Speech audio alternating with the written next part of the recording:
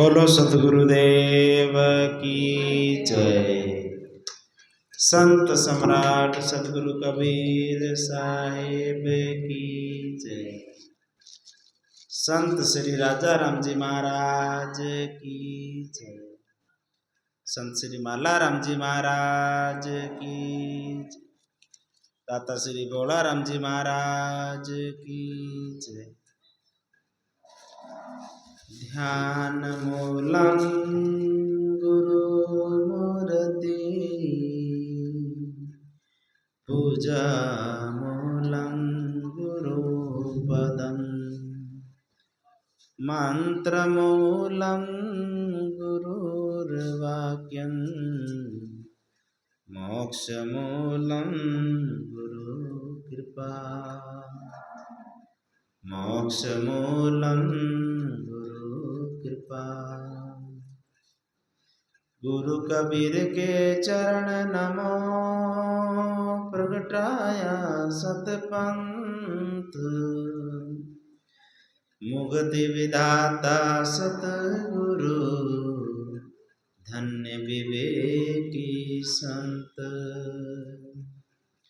मुक्ति विधाता सतगुरु धन्य विवेकी संत। विश्व वंदनीय संत सम्राट सतगुरु कबीर साहिब के पावन चरणों में कोटि कोटि दंडवत प्रणाम। मेरे हृदय मंदिर के आराध्य देव श्री गुरुदेव के चरणों में कोटि कोटि दंडवत प्रणाम। व्यास पीठ पे विराजमान परम पूज्य परम वंदनीय श्री साहिब जी के चरणों में कोटि कोटि दंडवत प्रणाम। सत्संग प्रेमी बंधुओं, भक्तिमती माताओं एवं प्यारे बच्चों, मौसम बड़ा सुहावना है। सावन की फुहारें बरस रही है।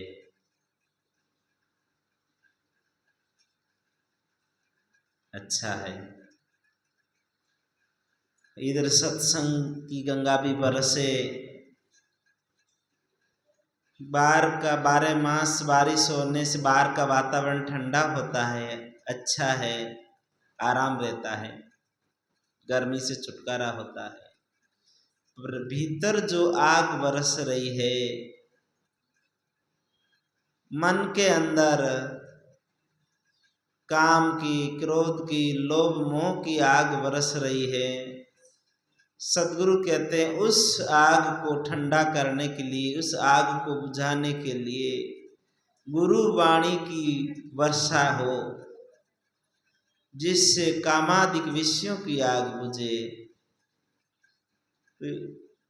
सत्संग की वर्षा जो बरसती है, गंगा पर बहती है, इससे कामादिक विषयों से की आग बुझ जाती है।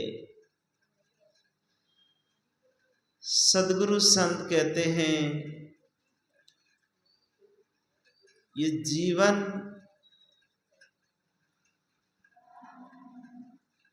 की पहचान नहीं है।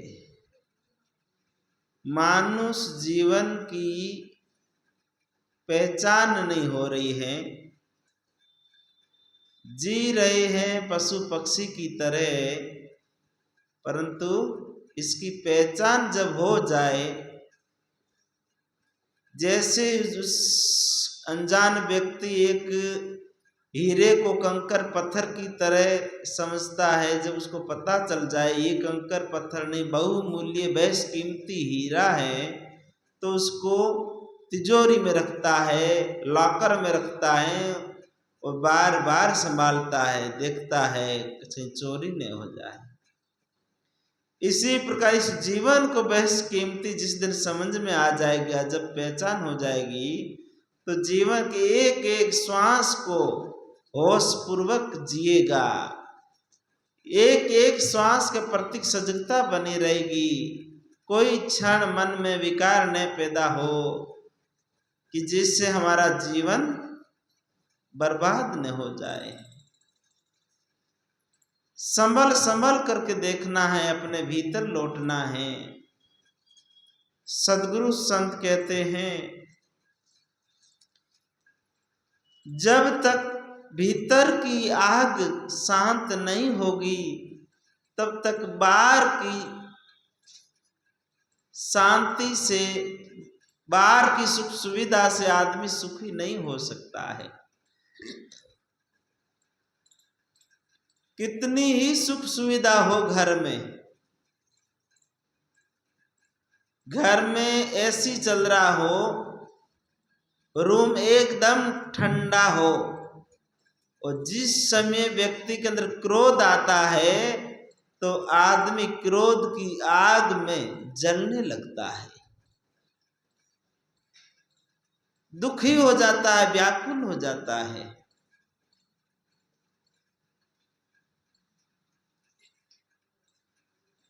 कहते हैं क्रोध उसकी वजह से आया, दूसरे की वजह से आया, ऐसा व्यक्ति दावा करता है।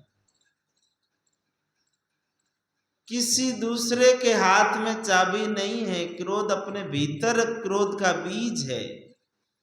कोई और व्यक्ति किसी को क्रोध दे, दुखी करे, परेशान करे, ये हो नहीं सकता है, ये मन का अज्ञान है। कोई कहता किसी ने मुझे अपशब्द बोला, किसी ने हमको गाली दिया, किसी ने भला बुरा कहा, हमारी निंदा किया तो हम दुखी हो गए। नहीं, किसी के दुखी करने से दुखी हो जाए तो फिर वो दुख किसी और का नहीं, स्वयं के मन का अज्ञान है। जैसे ही मेरे हाथ में फूल है और फूल को मैं किसी को दूंगा, जो अपने हाथ में लेगा तभी दूसरे के पास जाएगा। कोई अपना हाथ आगे बढ़ाएगा ही नहीं तो ये फूल दूसरे के हाथ में कैसे जाएगा। इसी प्रकार कोई व्यक्ति किसी को गाली देता है, अगर वो गाली को लेगा ही नहीं तो कैसे गाली अपने पास आएगा। कोई गाली दे, अपमान करे, आगे वालों से अपमान को स्वीकार नहीं करेगा तो कैसे अपमान होगा। हम लेना चाहते हैं गाली को, अपमान को, तेरा स्वागत है, तब दुखी हो जाते, व्याकुल हो जाते हैं। जो भीतर जो जड़ है, उस जड़ को श्वासों श्वास भजन करोगे तब निकलेगा। सत्संग करेंगे, गुरुवाणी को सुन के समझना जरूरी है, परंतु अंतर मन की गहराइयों से उन विकारों को निकालना पड़ेगा। जैसे जंगली कांटों की झाड़ी होती है और जंगली कांटों की झाड़ी को जमीन के बराबर कुल्हाड़ी से कटवा के साफ कर देते हैं और लगता है कि अब जंगल कांटों की झाड़ी खत्म हो गई, एकदम प्लेन हो गया, अच्छा हो गया। ठीक है, कुछ समय के लिए वो कांटों से छुटकारा हुआ है, परंतु उस जंगली झाड़ी, कांटों, बबूल के पेड़ों की जो जड़ जमीन के अंदर है, बारिश हो जाएगी, पानी मिलेगा तो वापिस वैसी की वैसी झाड़ी बन जाएगी। इसी प्रकार जब अपन सत्संग गुरुवाणी पढ़ते हैं, सुनते हैं, कुछ समय के लिए मन शांत होता है, फिर गुरुवाणी सत्संग नहीं मिलता है तो अंदर फिर क्रोध विकार जागृत होते हैं। क्यों?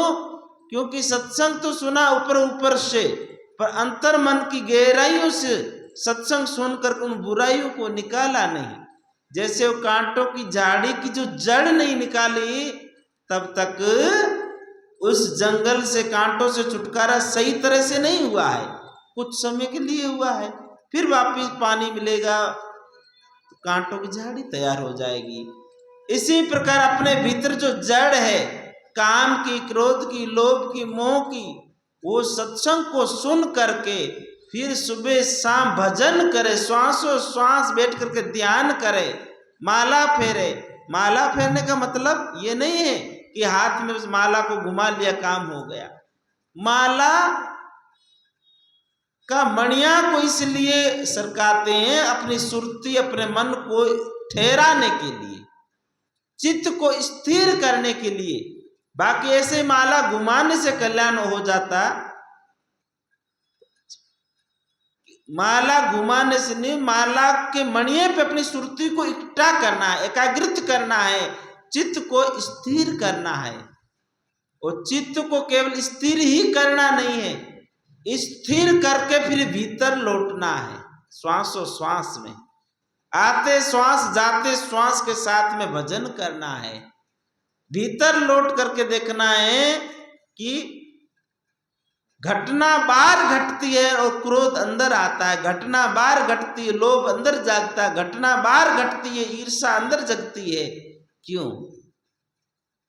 वो जो अंदर बीज है ना, वो बीज जो अंदर पड़ा, उस बीज को निकालना है। सदगुरु कबीर साहब कहते धर्मीदास को, दो लागी बेली जली, दो लागी बेली जली वो बीज को नाश, दो लागी बेली जली वो बीज को नाश, केवे कबीर शाह धर्मीदास ने अब नहीं उगड़नी आस। बहुत गहरी बात है, साधना की बात है, टाइम पास नहीं, कोई मनोरंजन नहीं हो रहा है, ये कल्याण की बात, गहरी बात, कैसे विकारों से छुटकारा करें। सदगुरु कहते दो लगी, आग लगी, दो कहते आग को, आग लगी और बेली जल गई, आग लगी और बेल जल गई। बेल तो जली, पर बेल के साथ में जो बीज थे, फल थे, फूल थे, वो भी सब जल गए, जड़ भी जल गई। क्या बेली है?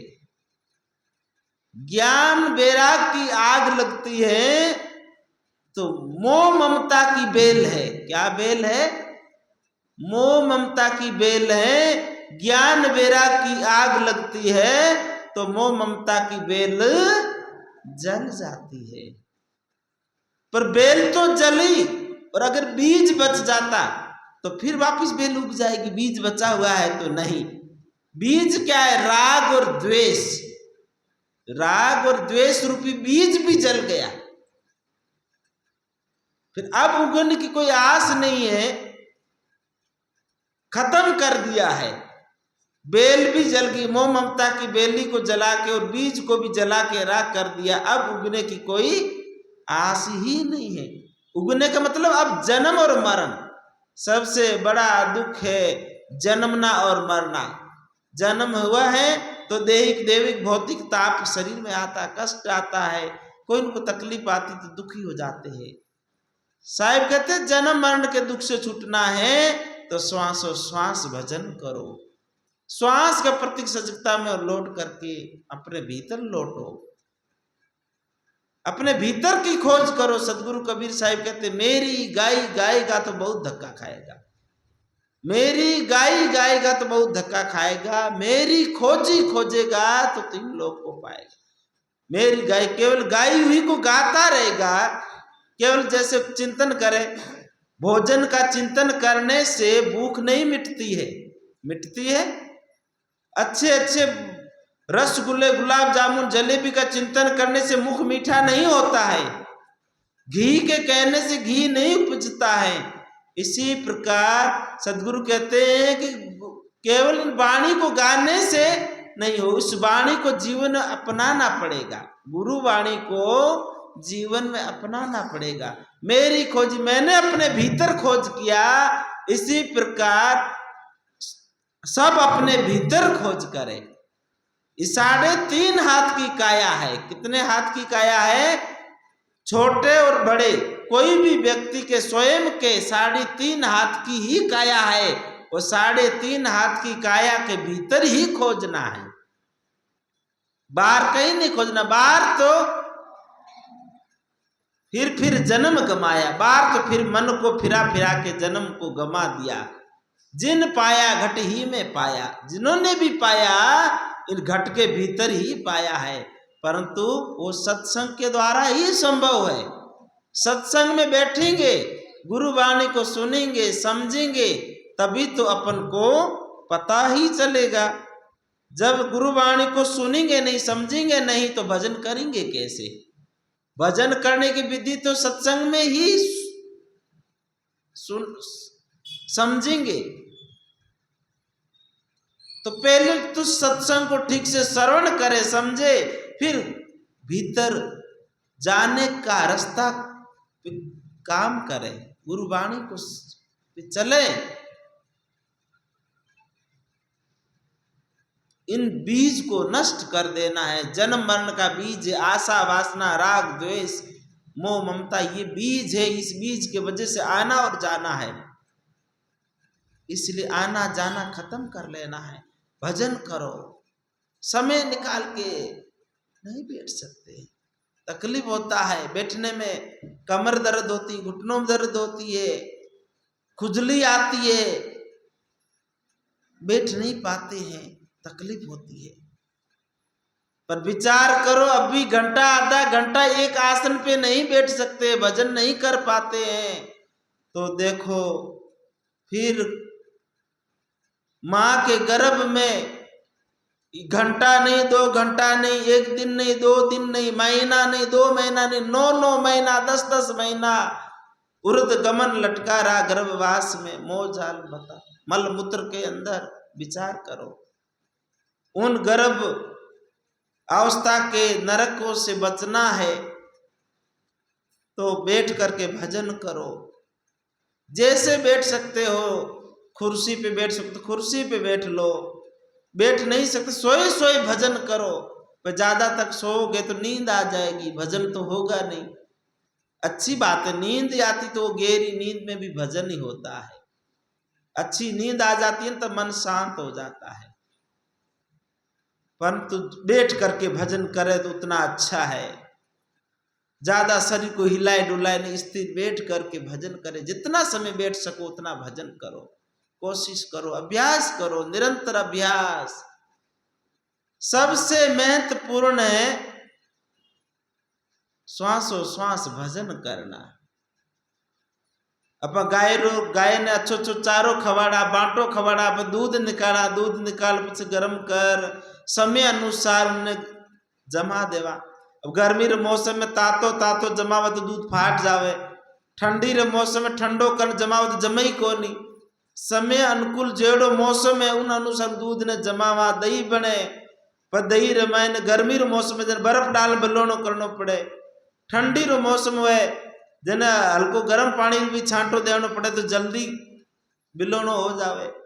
पर माखण बना, माखण ने तैयार करने पछे माखण ने तपावा, घी बने, ओ घी बनान पाछो छाछ में मिलान फेर देवा। जन कई मतलब वो मेहनत करनो, मेहनत करनो कोई मतलब कोई। अपा सत्संग भजन गुरुवाणी इन सब करके फिर जीवन में उतारा, वो सार्थकता है। जीवन में उतरे वो अपनी सार्थकता है। इसलिए सत्संग करने का जो फल है वो श्वासों श्वास भजन करने का है। मन इंद्रियों के पार जाना है, अगम की खोज करनी है, अगला रास्ते को साफ करना है, अगम की गम करनी है। वो मन इंद्रियों से पार जाना है। तो फिर अपन जब भजन करेंगे नहीं तो कैसे पार जाएंगे। इसलिए भजन में बैठना। आज एकादशी का व्रत है। व्रतों में श्रेष्ठ व्रत एकादशी का बताया जाता है। नदियों में श्रेष्ठ नदी गंगा जी को बताया जाता है। महीनों में श्रेष्ठ महीना पुरुषोत्तम मास को बताया जाता है। तो आज एकादशी है। क्या है? एकादशी। 1 और 10 11, 1 और 10 11। सदगुरु कहते हैं अपने भीतर ही एकादशी को उतारना है, अपने भीतर ही एकादशी को उतारना है। 5 ज्ञान इंद्री, 5 कर्म इंद्री।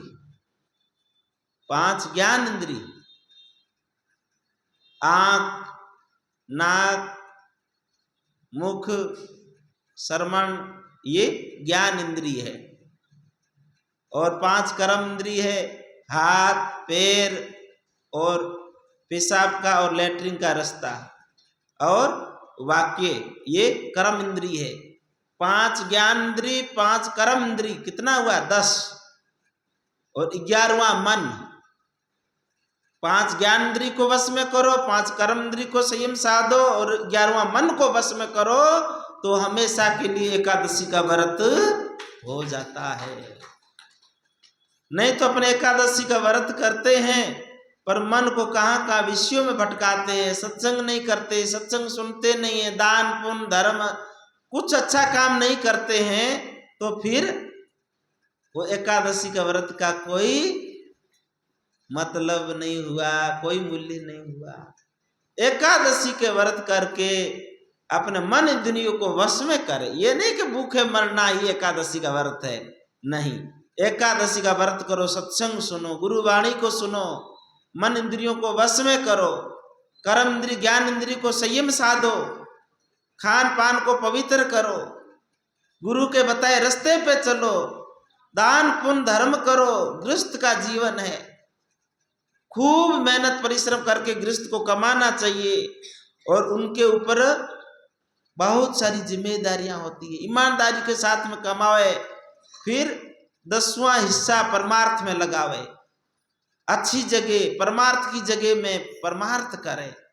परिवार के लिए मोह जाल के लिए तो दुनिया ही कमाती, कौन नहीं कमाता है, इकट्ठा करता है बाल बच्चों के लिए, परिवार के लिए अच्छी बातें, बच्चों के लिए बस बच्चों को अच्छे संस्कार दे दो, उनके पैरों पे खड़े कर दो, फिर बच्चों के लिए मत जोड़ो। पूत सपूत का धन सींचे, पुत्र कुपुत्र का धन सींचे। आचार्य चाणक्य की नीति कहती है अगर कुपुत्र है तो उसके लिए कितना भी जोड़ोगे, करोड़ों रुपए जोड़ोगे तो भी कुपुत्र हैं तो वो सब शराब में, रंडीबाज में, गलत रास्ते में सब उड़ा देगा। अगर सुपुत्र है तो कोई जोड़ने की जरूरत नहीं, पुत्र सुपुत्र है तो बाप दादा रो देवाल उतार देवे। बस बच्चों को अच्छे संस्कार देके पैरों पे खड़ा कर दो, फिर बच्चों के लिए उसमें मत लगे रहो, परमार्थ करो, सुकृत करो, अच्छे कर्म करो कि तुम्हारे वापिस शुभ कर्म बने, अच्छे संस्कार बने कि वापिस तुमको मिले। दान पुण्य धर्म परमार्थ पहले जन्म जो किया है उसके लिए आज सब कुछ है, कोई कमी नहीं है। और जिन्होंने किया है नहीं उनको पेट भरने के लिए रोटी नहीं मिलती, सुबह उठ के भागते कमाने के लिए, पति पत्नी बाल बच्चे सब कमाते फिर भी पूरा नहीं होता। क्यों? पूर्व जन्म में कुछ सार्थक किया ही नहीं है, परमार्थ किया ही नहीं है, तो कहां से मिलेगा। आज अपना पेट भरने के लिए है इसलिए सत्संग में आके बैठे। अगर भोजन पानी खाने को नहीं मिलता तो सत्संग अच्छा लगता? पेट भरने के लिए कोशिश करते, उसके लिए काम धंधा ढूंढते। तो इसलिए अपने पूर्व जन्म में अच्छा किया है तो पेट तो भर रहा है आराम से, और अभी अगर कर नहीं रहे हैं, गायों को चारा नहीं दिया, पशु पक्षियों को अन्न नहीं दिया, संत गुरु की सेवा नहीं किया है, इतना बड़ा पुण्य बताया है। संत जिमावे, संत को भोजन करावे, तो एक संत को भोजन करावे तो 3 लोक की निमित्त जिमावे, तो पुण्य एक संत ने जिमावे मिले। क्यों?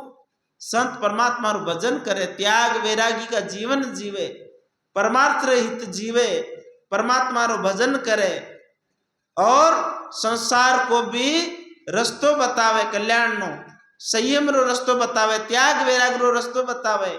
इसलिए एक संत ने भोजन करावे, 3 लोक निवत जिमावे, तो फल मिले एक संत ने भोजन में। त्याग वैराग वाले संतों का ये परमार्थ का काम है। इसलिए ऐसा परमार्थ करेंगे तो अपन को आगे का रास्ता खुलेगा। मुक्ति तो कोई देखी नहीं अभी, पर तो कब मानुष जीवन मिलेगा वो तो सुखद मिलेगा, नहीं तो मानुष जीवन में बहुत जीव दुखी है। कितने आपने देखे होंगे रेलवे स्टेशनों पे, किनारों पे, कितने दुखी लोग पड़े रहते फुटपाथ पे।